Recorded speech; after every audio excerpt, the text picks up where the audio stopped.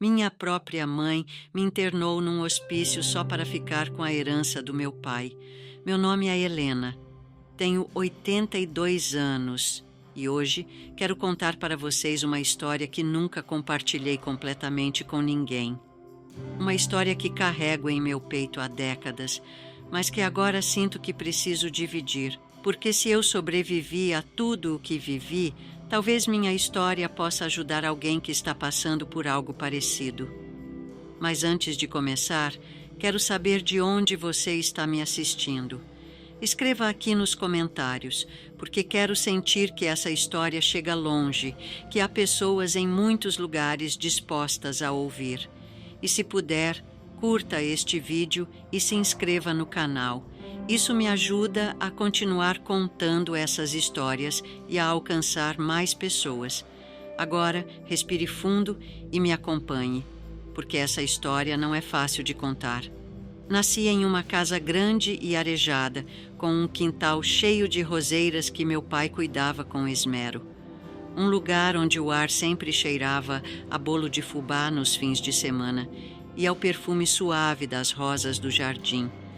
As memórias da minha infância são ensolaradas, cheias de risadas e do som do meu pai tocando violão na varanda. Minha família era aparentemente feliz, mas não era a aparência que me inquietava. Era o silêncio cortante da minha mãe sempre que meu pai falava sobre meu futuro, sempre que ele me elogiava ou demonstrava o orgulho que sentia por mim. Era um frio que ninguém nomeava, mas todos sentiam, um gelo que cortava o ar toda vez que meu pai dizia que eu era seu reflexo, seu legado. E eu, ingênua como só uma filha pode ser, achava que aquilo era apenas o jeito dela de ser.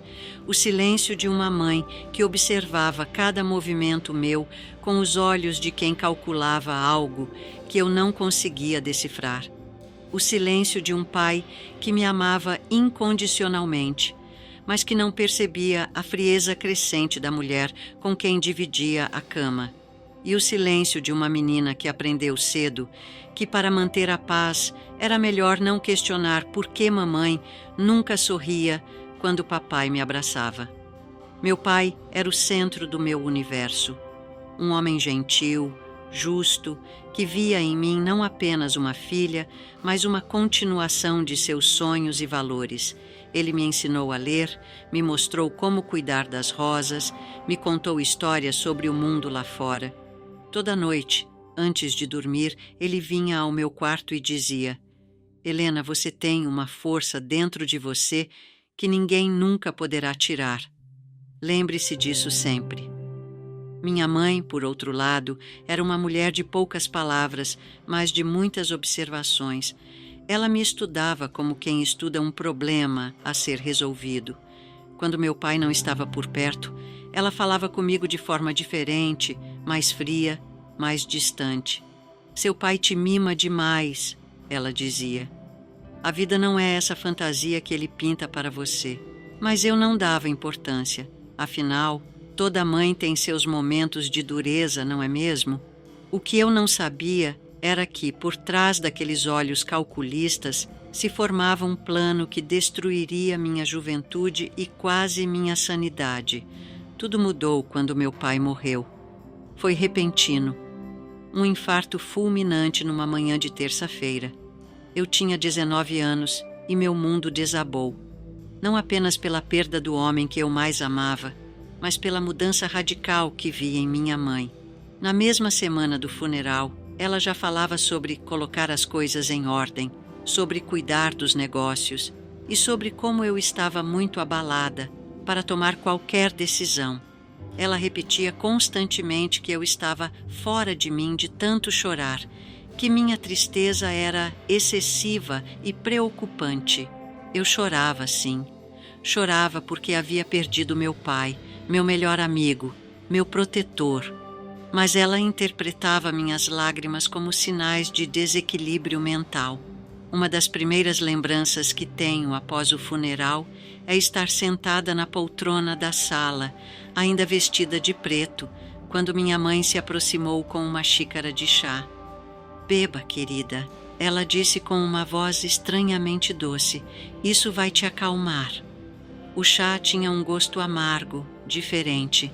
Quando terminei, senti uma sonolência estranha, como se estivesse desconectada do mundo. Mais tarde descobri que ela estava me dando calmantes sem meu conhecimento.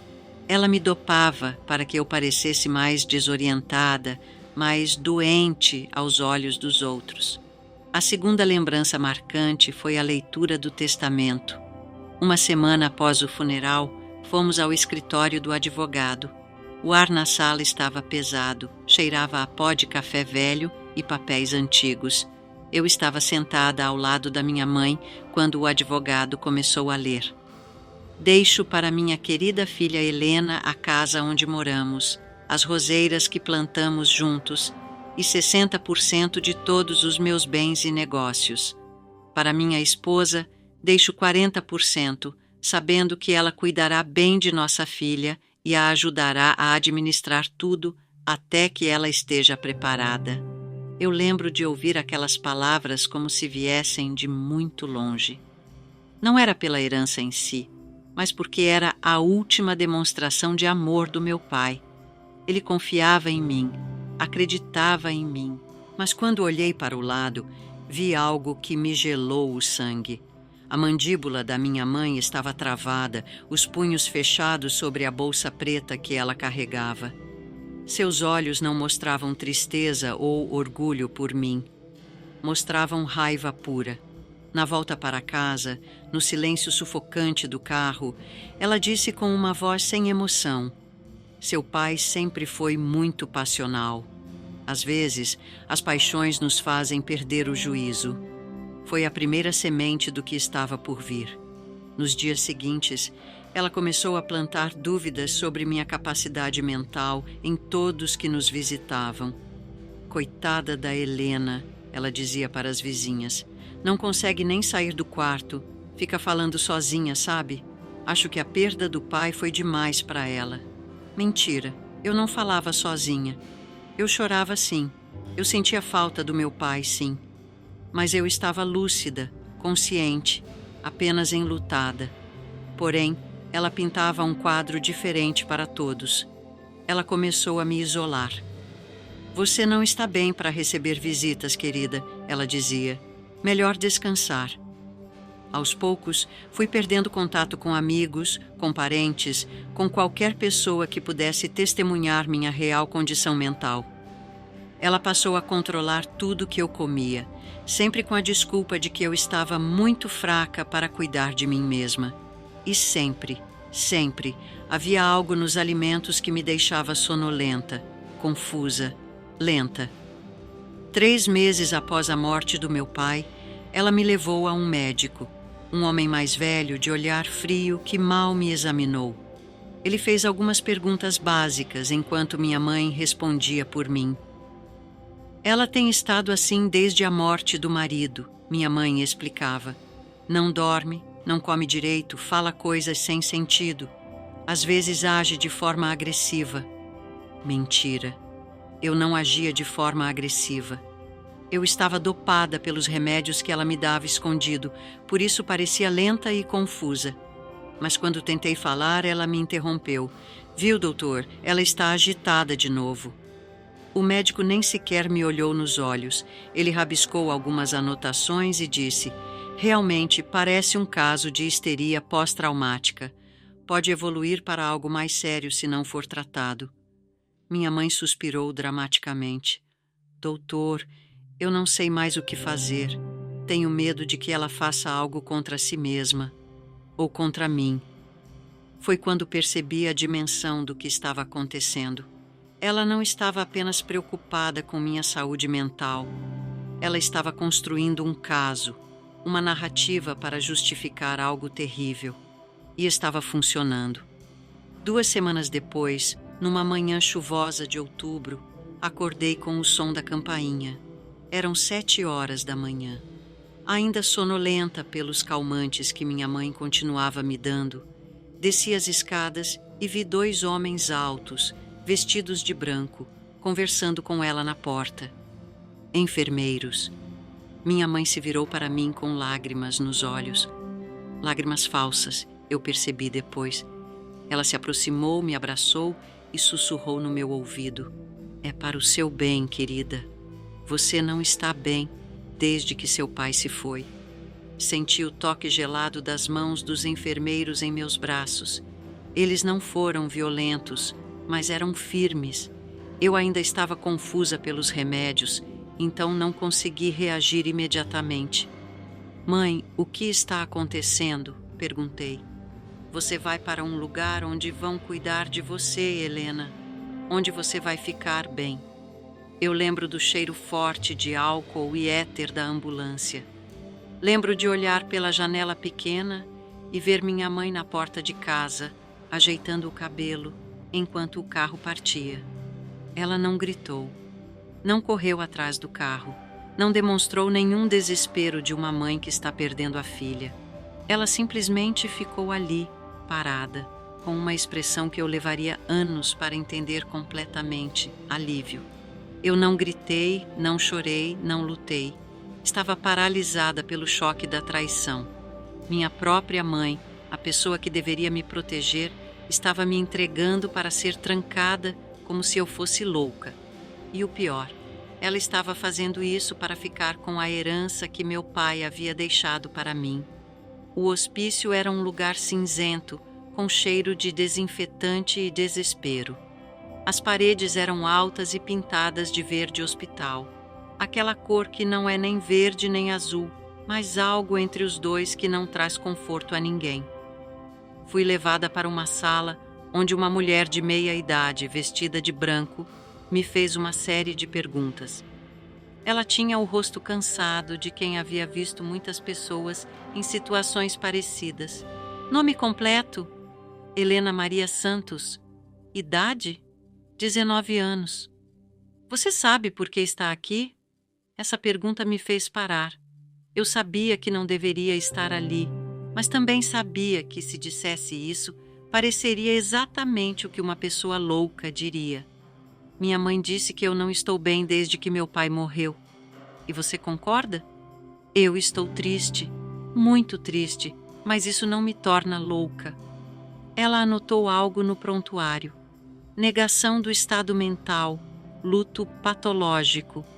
E assim, com algumas perguntas simples e respostas honestas, meu destino foi selado. Fui levada para um quarto pequeno, que dividia com mais 2 mulheres. Uma era uma senhora mais velha, que passava o dia inteiro conversando com pessoas que não existiam. A outra era uma mulher jovem como eu, mas que havia perdido completamente a conexão com a realidade. Na primeira noite, deitada naquela cama dura, ouvindo os sons estranhos do hospício, gritos distantes, passos apressados dos enfermeiros, o barulho das chaves, eu entendi que minha vida havia acabado. Eu não tinha mais casa, não tinha mais família, não tinha mais identidade. Eu era apenas mais uma louca trancada em uma instituição. Mas o que eu não sabia era que, enquanto eu definhava naquele lugar, minha mãe estava do lado de fora, cuidando dos negócios. Os anos se passaram como uma névoa cinzenta. Cada dia no hospício era igual ao anterior: despertar com o sino às 6 da manhã, tomar banho frio em chuveiros coletivos, comer uma comida sem gosto, tomar remédios que me deixavam ainda mais lenta, e tentar encontrar algo para ocupar a mente em um lugar onde a mente era vista como o inimigo.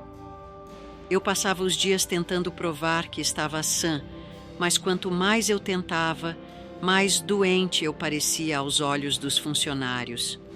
Ela tem episódios de lucidez, diziam, mas ainda não aceita sua condição. Minha condição? Qual condição? Eu não tinha nenhuma condição, além da tristeza pela perda do meu pai e o choque da traição da minha mãe. Mas ali dentro, tristeza era sintoma, choque era patologia, e qualquer protesto era resistência ao tratamento. Nos primeiros meses, eu ainda tinha esperança. Achava que alguém perceberia o erro, que minha mãe viria me buscar, que tudo não passava de um mal-entendido terrível. Mas minha mãe nunca apareceu para visitas. Quando perguntei a uma enfermeira sobre minha família, ela me disse: "Sua mãe ligou, disse que está muito abalada e que precisa de um tempo para se recuperar da perda do marido, mas ela paga todas as contas em dia, então você pode ficar tranquila." Tranquila. Como se eu pudesse ficar tranquila, sabendo que estava sendo mantida prisioneira com o dinheiro que meu próprio pai havia deixado para mim.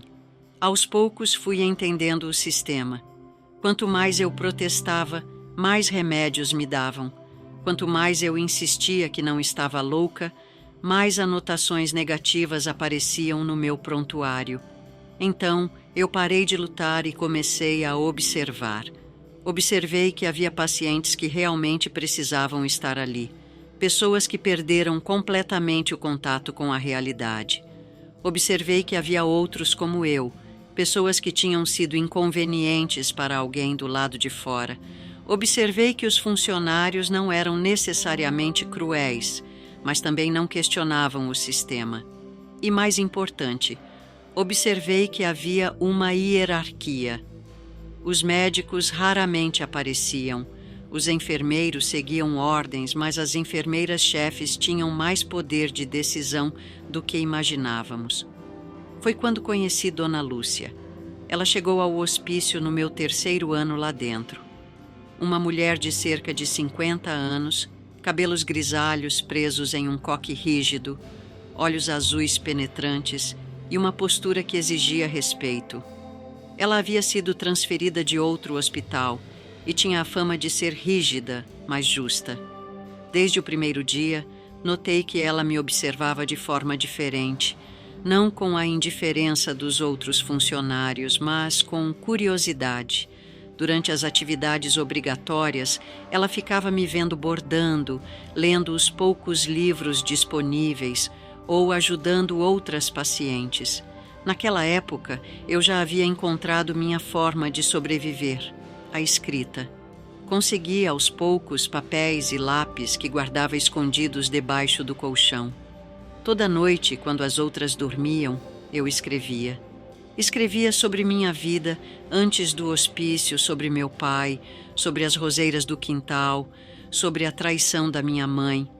Escrevia para não esquecer quem eu era. Escrevia para manter minha sanidade. Certa manhã, depois de 4 anos no hospício, acordei e não encontrei meu diário. Alguém havia descoberto meu esconderijo. Senti o pânico tomar conta de mim. Aquele diário era minha âncora, a prova de que eu ainda existia como pessoa. Esperei o dia inteiro para ser chamada e punida, mas nada aconteceu.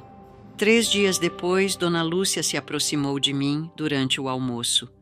"Helena, preciso falar com você em particular." Meu coração disparou. Era sobre o diário, tinha certeza.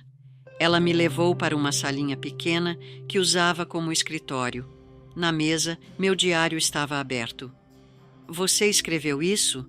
ela perguntou. "Sim, senhora", respondi, preparada para qualquer punição. "Há quanto tempo você escreve?" "Desde que cheguei aqui, 4 anos." Ela pegou o diário e folheou algumas páginas. "Helena, você tem noção de que escreve com uma coerência e uma lucidez que não condizem com sua ficha médica? Foi a primeira vez em 4 anos que alguém questionou minha presença ali." "Eu sempre soube que não deveria estar aqui", respondi, sentindo lágrimas nos olhos. "Mas ninguém nunca me escutou." Dona Lúcia fechou o diário e me olhou diretamente nos olhos. "Conte-me sua história, toda ela, desde o começo." E eu contei. Contei sobre meu pai, sobre a herança, sobre os remédios que minha mãe me dava escondido, sobre o médico que mal me examinou, sobre a encenação da internação. Contei tudo. Ela me escutou em silêncio, fazendo anotações de vez em quando. Quando terminei, ela ficou quieta por alguns minutos. "Helena, você tem alguma prova do que está me contando?" "Apenas minha palavra. E esse diário." "Você se lembra do nome do médico que assinou sua internação?" "Dr. Mendes, Clínica São João." E o advogado que leu o testamento?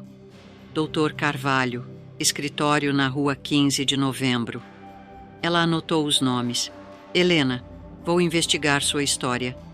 Mas preciso que você me prometa uma coisa. Não conte para ninguém que conversamos sobre isso. Nem para as outras pacientes, nem para os outros funcionários. Pode ser perigoso para nós duas. Perigoso. Ela estava arriscando a carreira para me ajudar. E eu nem sabia por quê. Por que a senhora está fazendo isso por mim? Porque já vi muitos casos de pessoas que não deveriam estar aqui. Mulheres inconvenientes, filhas insubordinadas, esposas que sabiam demais. O sistema é falho, Helena. E às vezes, quando temos o poder de fazer a diferença, é nosso dever fazê-lo. Nos meses seguintes, Dona Lúcia começou sua investigação silenciosa. Ela tinha um amigo advogado, Dr. Rodrigues, que havia se interessado pelo meu caso. Eles descobriram que o médico que assinou minha internação era conhecido por laudos duvidosos, especialmente quando bem pago. Descobriram também que minha mãe havia vendido a casa 3 meses após minha internação. Vendido o negócio do meu pai 6 meses depois, e que ela estava vivendo em outro estado, com um nome diferente, casada com um homem que não sabia de minha existência. Ela havia apagado qualquer rastro de que eu existia. Mas o mais chocante foi descobrir que ela continuava pagando minha internação com o dinheiro da herança que meu pai havia deixado para mim. Ou seja, eu estava sendo mantida prisioneira com meu próprio dinheiro. A investigação levou quase 1 ano. Dona Lúcia e Dr. Rodrigues tiveram que ser muito cuidadosos para não alertar as pessoas erradas. Eles coletaram documentos, entrevistaram pessoas que me conheciam antes da internação e montaram um caso sólido. Enquanto isso, eu continuava fingindo ser uma paciente comum, mas por dentro sentia uma esperança que não sentia há anos. Pela primeira vez em muito tempo, alguém acreditava em mim. O dia da minha libertação chegou numa terça-feira ensolarada de março. Eu estava no pátio, ajudando a cuidar de uma pequena horta que tínhamos plantado, quando vi Dona Lúcia se aproximando com 2 homens de terno. Helena, ela disse, e eu pude ver lágrimas nos olhos dela. Chegou a hora. Dr. Rodrigues se apresentou e me mostrou uma ordem judicial. Helena, você está livre. Sua internação foi considerada ilegal e baseada em laudos fraudulentos. Eu olhei para o papel sem conseguir processar completamente o que estava acontecendo. Depois de 5 anos e meio naquele lugar, eu estava livre. Mas livre para quê? Livre para onde? O primeiro passo foi sair pelos portões de ferro. Dona Lúcia me acompanhou até ali, carregando uma pequena mala com meus poucos pertences. Helena, ela disse me abraçando, você é uma das pessoas mais fortes que eu já conheci. Nunca se esqueça disso. Atravessei aqueles portões não como uma fugitiva, mas como uma mulher livre. A primeira coisa que notei foi o cheiro do mundo lá fora. Grama molhada, poluição, vida. Cheiros que eu havia esquecido que existiam. Não foi um momento de euforia. Foi um momento de silêncio profundo e da primeira respiração verdadeiramente livre em 5 anos e meio. Dr. Rodrigues me levou para seu escritório, onde me explicou a situação legal. Minha mãe havia desaparecido com todo o dinheiro. A casa havia sido vendida, os negócios do meu pai liquidados. Não havia nada para recuperar. Mas temos provas suficientes para processá-la criminalmente, ele disse. Falsificação de documentos, internação ilegal, apropriação indébita. Se a encontrarmos, ela pode pegar muitos anos de prisão. E se não encontrarmos? Então, pelo menos você está livre, e isso já é uma vitória. Aos 24 anos, saí do hospício sem nada. Sem casa, sem família, sem dinheiro, sem profissão. Mas com algo que minha mãe nunca conseguiu tirar de mim. Minha sanidade e minha dignidade. Dr. Rodrigues me ajudou a conseguir um emprego como datilógrafa em um escritório pequeno. Dona Lúcia me emprestou dinheiro para alugar um quartinho em uma pensão. Eram pessoas quase estranhas, mas que me deram mais apoio do que minha própria mãe. Os primeiros meses foram os mais difíceis da minha vida. Não pela falta de dinheiro ou de conforto, mas pela sensação de estar completamente sozinha no mundo. Eu não tinha para onde voltar, não tinha família para me acolher, não tinha amigos da infância, porque todos achavam que eu estava louca. Mas eu tinha liberdade, e isso valia mais do que qualquer herança. Aos poucos fui reconstruindo minha vida. Aprendi a datilografia, depois consegui um emprego melhor como secretária. Comecei a fazer amizades no trabalho, pessoas que me conheceram apenas como Helena, a moça tímida mas trabalhadora. Não como Helena, a ex-interna de hospício. 2 anos depois de sair do hospício, conheci João. Ele era contador no escritório onde eu trabalhava, um homem gentil, de poucos anos mais velho que eu, que tinha perdido a esposa jovem por causa de uma doença. Talvez por isso ele entendesse a dor e não fizesse muitas perguntas sobre meu passado. Começamos a nos encontrar para conversar durante o almoço. Ele me contava sobre sua esposa, sobre como ainda sentia falta dela. Eu contava sobre meu pai, sobre as roseiras que ele cuidava, sobre as músicas que ele tocava no violão. Não menti para João, mas também não contei toda a verdade. Não ainda. 6 meses depois ele me pediu em casamento.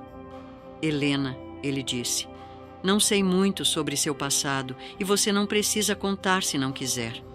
Mas sei que você é uma mulher boa, trabalhadora e que tem um coração grande. Isso me basta. Aceitei. Não por amor arrebatador, mas por algo mais profundo. Confiança e companheirismo. João me oferecia uma chance de recomeçar, de ser normal outra vez. Contei toda a verdade para ele na nossa lua de mel. Esperava que ele ficasse chocado, que talvez até questionasse sua decisão. Mas ele apenas me abraçou e disse: Helena, o que importa é quem você é agora. O passado não define você. Tivemos 3 filhos, Maria, Pedro e Ana. Crianças que cresceram em uma casa cheia de amor, onde nunca faltaram abraços, onde nunca houve silêncios cortantes ou olhares calculistas. Eu me tornei a mãe que a minha nunca foi. Quando Maria, minha filha mais velha, completou 19 anos, a mesma idade que eu tinha quando fui internada, eu a abracei e disse: você tem uma força dentro de você que ninguém nunca poderá tirar. Lembre-se disso sempre. Eram as mesmas palavras que meu pai me dizia toda noite. A herança que ele realmente me deixou e que eu estava passando adiante. Por anos, eu me perguntei se deveria procurar minha mãe. Não por perdão, mas por justiça. Dr. Rodrigues continuou investigando esporadicamente, mas ela havia desaparecido completamente. Mudou de nome, de estado, de vida, como se eu nunca tivesse existido. Em 1962, 15 anos depois de ter saído do hospício, recebi uma carta no meu endereço. Não tinha remetente, mas reconheci a caligrafia imediatamente. Helena, soube que você se casou e tem filhos. Fico feliz que tenha conseguido refazer sua vida. Sei que você me odeia e tem razão para isso. Não espero perdão, apenas que saiba que não foi fácil para mim também, sua mãe. Apenas isso. Nenhum pedido de desculpas real, nenhuma explicação, nenhuma tentativa de justificar o injustificável. Só uma tentativa patética de amenizar a própria culpa. Rasguei a carta e joguei no lixo. Algumas feridas não merecem ser curadas. Hoje, aos 82 anos, quando olho para trás, vejo uma vida que foi dividida em 2 partes. Antes e depois da traição. Antes da traição, eu era uma menina ingênua que acreditava que ser filha significava ser protegida, que acreditava que mães sempre amam seus filhos incondicionalmente, que acreditava que família era um lugar seguro. Depois da traição, me tornei uma mulher que aprendeu que a força não vem de onde esperamos, mas de onde menos esperamos. Que aprendeu que às vezes as pessoas que deveriam nos proteger são as que mais nos ferem. Que aprendeu que a verdadeira herança não está em testamentos, mas no caráter. Nunca recuperei o dinheiro que meu pai me deixou, nunca voltei a ver a casa onde cresci, nunca mais cheirei suas roseiras. Minha mãe levou tudo isso embora, mas ela não conseguiu levar o que realmente importava. Ela não conseguiu tirar a memória do amor do meu pai, não conseguiu tirar a força que ele plantou em mim, não conseguiu tirar minha capacidade de amar, de confiar, de recomeçar. Durante os 5 anos e meio que passei no hospício, eu poderia ter enlouquecido de verdade, poderia ter me perdido naquele lugar e nunca mais ter encontrado o caminho de volta. Mas toda noite, quando fechava os olhos, eu ouvia a voz do meu pai dizendo: "Você tem uma força dentro de você que ninguém nunca poderá tirar." E ele tinha razão. Essa força me ajudou a sobreviver aos remédios que me dopavam, aos diagnósticos falsos, aos anos de isolamento. Essa força me ajudou a reconhecer Dona Lúcia como uma aliada. Essa força me ajudou a reconstruir minha vida do zero. Hoje, quando meus netos me perguntam sobre minha infância, eu conto sobre as roseiras do vovô, sobre as músicas que ele tocava no violão, sobre os bolos de fubá que cheiravam pela casa inteira. Eu conto sobre o amor, não sobre a traição, porque descobri que a maior vingança não é o ódio, é a felicidade. A maior vingança contra quem tenta nos destruir é continuar existindo, continuar amando, continuar sendo quem somos. Minha mãe tentou me apagar da existência. Tentou me transformar em uma louca, em uma inconveniente, em um problema que precisava ser escondido. Mas eu não deixei. Eu me casei com um homem bom, tive filhos maravilhosos, construí uma família baseada no amor, não na ganância. Vivi 60 anos além daquele hospício e cada dia foi uma prova de que ela não conseguiu me destruir. Não sei se minha mãe ainda está viva, ela teria 105 anos hoje. Às vezes me pergunto se ela pensou em mim durante todos esses anos, se sentiu remorso, se percebeu a monstruosidade do que fez. Mas essas perguntas não me tiram o sono mais, porque aprendi que algumas pessoas são incapazes de amor verdadeiro.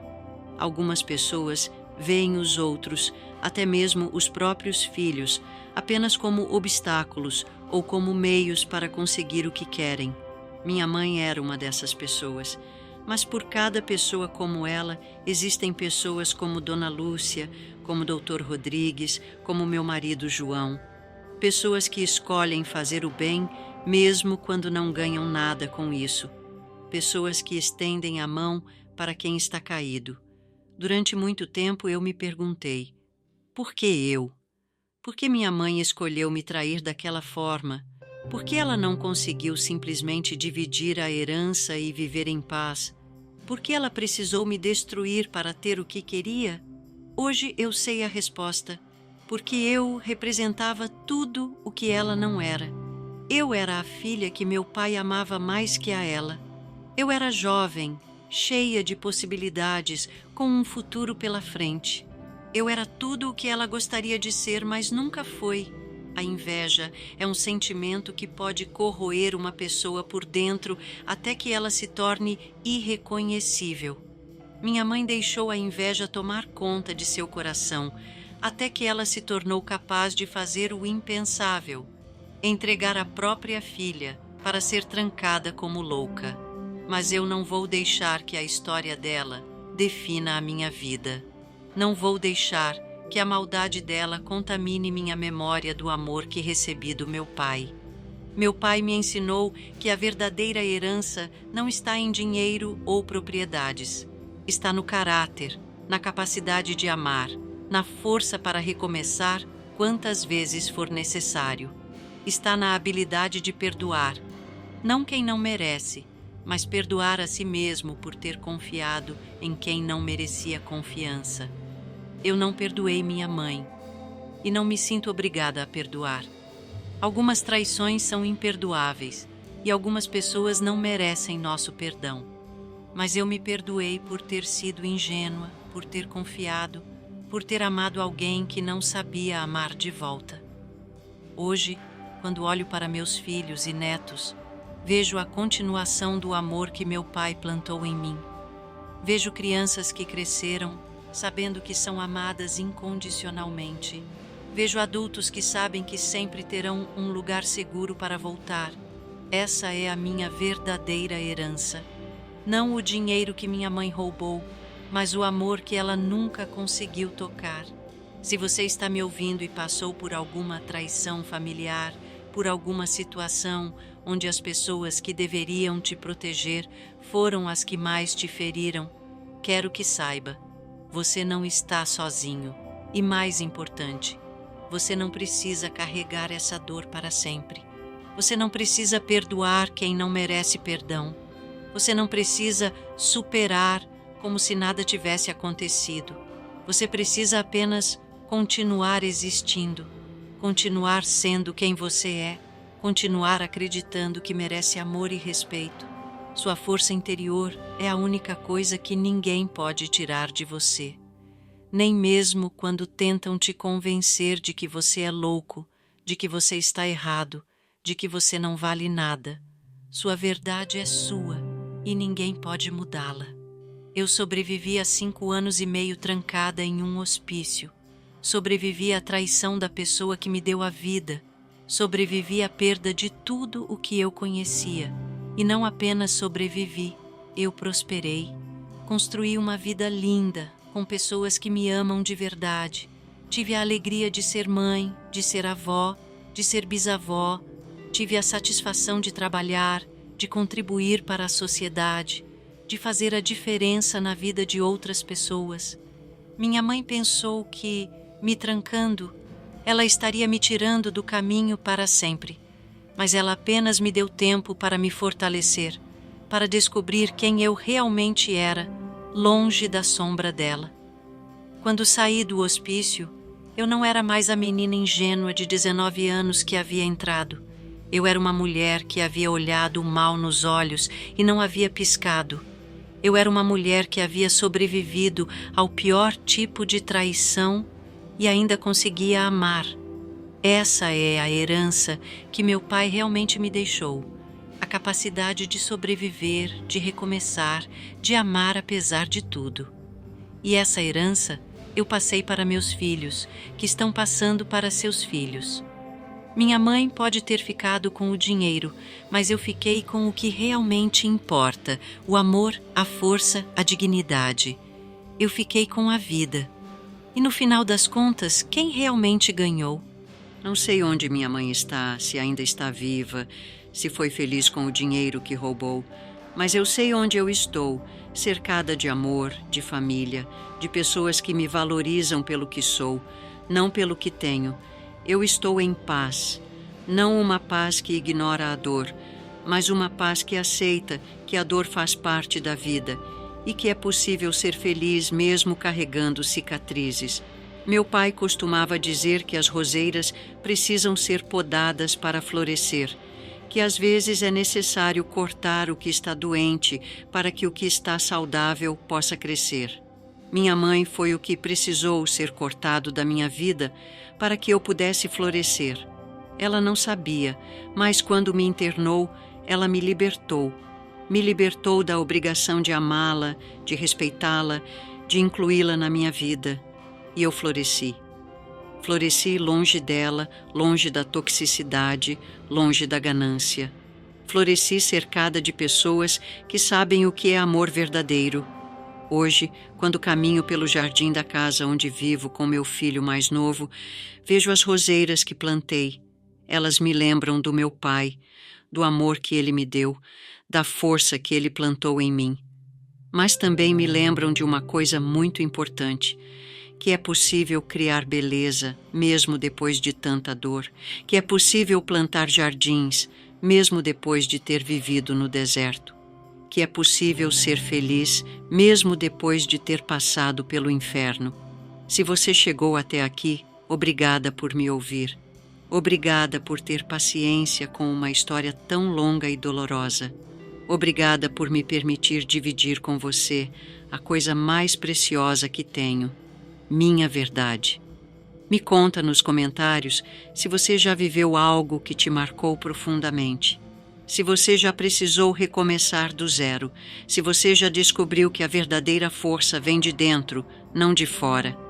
Lembra, sua história não termina no pior capítulo. Sempre é possível escrever um final melhor. Um beijo no seu coração e até a próxima história. Que Deus abençoe cada um de vocês e que vocês nunca se esqueçam. Vocês são mais fortes do que imaginam.